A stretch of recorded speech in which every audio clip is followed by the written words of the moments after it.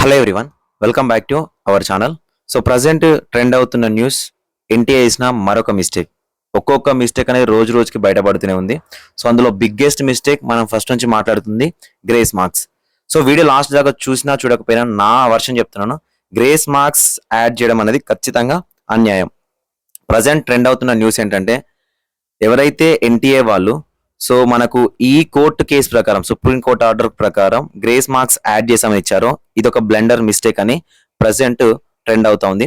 దీని గురించి పర్టికులర్ వీడియోలో మాట్లాడుకుందాం. నేను ప్రీవియస్ వీడియోస్లో చెప్పాను, ఎవరైతే ఎన్టీఏ ఏ కోర్టు ఆర్డర్ ప్రకారం మేము గ్రేస్ మార్క్స్ కలిపామో చెప్పింది, కానీ ఏ కోర్టు యొక్క పిటిషన్స్ ప్రకారం, ఏ రిట్ పిటిషన్స్ నెంబర్స్ ప్రకారం మేము ఈ కోర్టు ఆర్డర్ ప్రకారం తీసుకున్నాం అనేది మెన్షన్ చేయలేదు. వీళ్ళు ఇక్కడే ఫస్ట్ బిగ్గెస్ట్ మిస్టేక్ చేశారు. సో ఇప్పుడు ప్రజెంట్ ట్రెండ్ అవుతుంది, ఇది ఒక బిగ్గెస్ట్ మిస్టేక్. ఈ బిగ్గెస్ట్ మిస్టేక్ ఏంటని నేను చెప్తాను. వీడియో చూసే వాళ్ళలో ఎవరైనా లాయర్స్ కానీ, లీగల్ ప్రాక్టీషనర్స్ కానీ ఉంటే, లేకపోతే మీ రిలేటివ్స్లలో ఉంటే వాళ్ళకి ఖచ్చితంగా ఈ వీడియో షేర్ చేయండి. ఈ వీడియోలో నేను 2 వర్షన్స్ చెప్తాను. ఒకటి జనరల్ గా మనకు సోషల్ మీడియాలో ప్రజెంట్ జరుగుతున్న వర్షన్, అది ఎన్టీఏ చేసిన తప్పు అని జరుగుతున్న వర్షన్, అండ్ ఆ కోర్టు కేసు గురించి ఎక్స్ప్లెయిన్ చేస్తాను. ఎందుకు అంటే కోర్టు ఆర్డర్స్లలో అంటే జ్యుడిషియరీ విషయంలో ప్రతి వర్డ్ టు వర్డ్ కౌంట్ అవుతుంది. ఒక్క వర్డ్ మారినా కంప్లీట్ గా జడ్జ్మెంట్ కాపీ అనేది మారుతా ఉంటుంది అనమాట. సో ప్రజెంట్ న్యూస్ ఏది ట్రెండ్ అవుతుంది, ఆ ట్రెండింగ్ లో ఉన్న న్యూస్ ఏంటి, సో దాంట్లో ఒకవేళ నేను కొంచెం డీప్ గా ఆలోచించింది ఏంటి, నేనేమి నెగిటివ్ మాట్లాడట్లేదు. సో డీప్ గా నేను ఆలోచించింది ఏంటంటే ఎక్స్ప్లెయిన్ చేస్తాను. ఖచ్చితంగా ఒకవేళ ఎన్టీఏ వాళ్ళు చేసిన తప్పు అయితే 100% రీవాల్యుయేషన్ చేయాల్సిందే, ఇంకా నో డౌట్ అనమాట. అది కూడా మాట్లాడుకుందాం లాస్ట్ లో, ఓకేనా. సో మీకు తెలుసు 551/2018 Disha Panchal versus union of India the secretary case court order ప్రకారం మేము గ్రేస్ మార్క్స్ 1563 మంది స్టూడెంట్స్ కి యాడ్ చేసామని చెప్పారు. అయితే ఈ కోర్ట్ ఆర్డర్ లో ఒక చిన్న పాయింట్ ఉంది చూడండి, అడ్మిషన్ టు, అంటే ఈ కేస్ కోర్ట్ ఆర్డర్ అనేది admission to category, admission to educational institution other than medical and engineering అని ఉంది.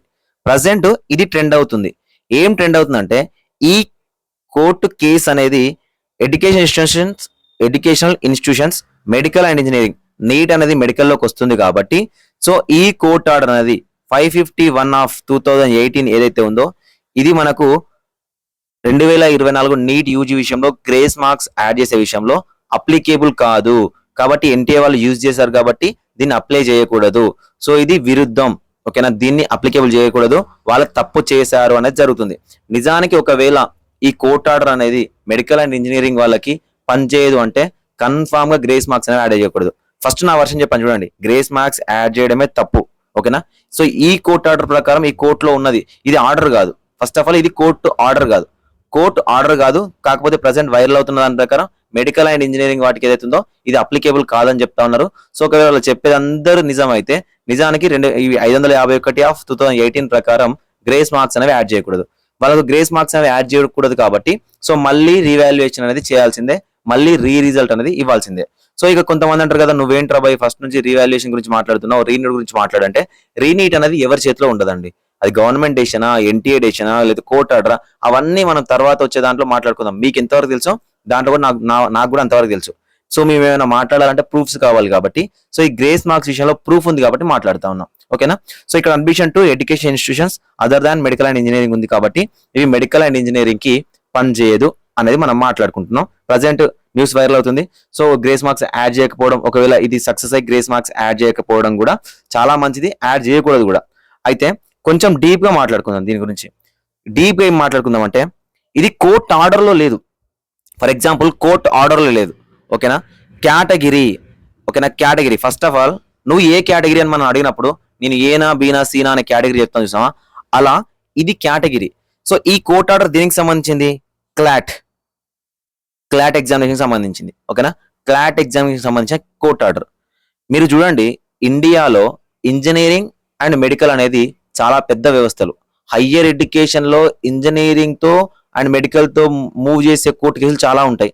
అండ్ ఇంజనీరింగ్ మెడికల్ అనేది higher education, the biggest higher education అనమాట. ఇంకా ఇదే పెద్ద హైయర్ ఎడ్యుకేషన్, దీనికి మించి ఇంకెక్కడ ఏది ఉండదు. అంటే ఇంటర్మీడియట్ తర్వాత ఉండే ఈ మెడికల్ ఇంజనీరింగ్ ఏదైతే ఉందో ఇది చాలా అంటే చాలా బిగ్గెస్ట్ హైయర్ ఎడ్యుకేషన్ అనమాట.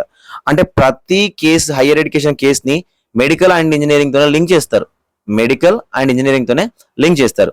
సో కాబట్టి క్లాట్ ఎగ్జామినేషన్ ఏదైతే ఉందో, ఓకేనా, క్లాట్ ఎగ్జామినేషన్ ఏదైతే ఉందో అది మెడికల్ అండ్ ఇంజనీరింగ్ పరిధిలోకి రాదు కాబట్టి ఈ క్లాట్ ఎగ్జామినేషన్ యొక్క కేటగిరీని డిస్క్లోజ్ చేశారని నేను అనుకుంటా ఉన్నా.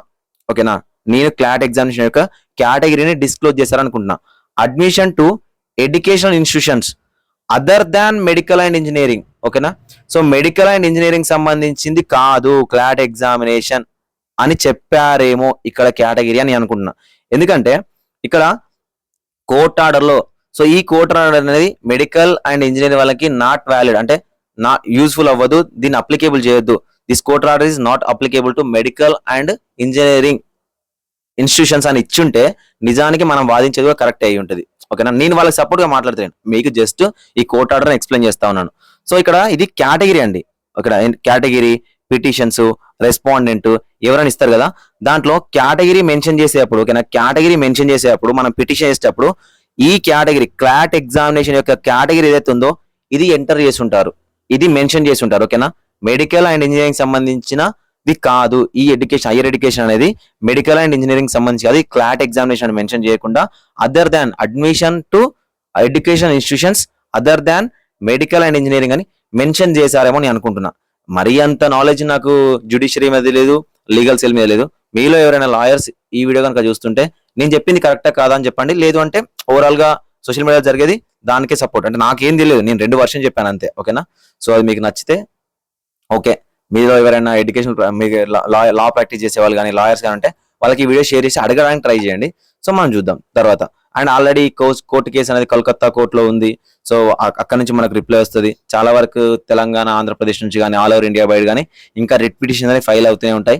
సో ఎన్టీఏ ఎంతవరకు వెళ్తుంది. అండ్ ఇంకొక ఇంపార్టెంట్ ఏంటంటే ఈ రోజు ఎడ్యుకేషన్ సెక్రటరీ మనకు హెచ్ఆర్సీ నుంచి సో ప్రెస్ కాన్ఫరెన్స్ ఉందంట, అది లైవ్ వస్తే అప్పుడు మాట్లాడుకుందాం. ఎన్టీఏ మీద డెసిషన్ ఈ రోజు తీసుకుంటారు ఏంటి, నీట్ మీద డెసిషన్ తీసుకుంటారు అది ఏంటి అనేది. సో లైవ్ న్యూస్ ఛానల్ ఎక్కడ వస్తుంది అనేది ఒకవేళ వస్తే డిస్క్రిప్షన్ లో టెలిగ్రామ్ గ్రూప్ లో పోస్ట్ చేస్తాను. Thank you for watching this video. ఒకవేళ నేను చెప్పింది కాకుండా నిజానికి కోర్ట్ ఆర్డర్ అనేది అప్లికేబుల్ అవ్వదు అంటే రీవాల్యుయేషన్ అనేది 100% పక్కా అండి, ఇంకా నో డౌట్. ఓకేనా.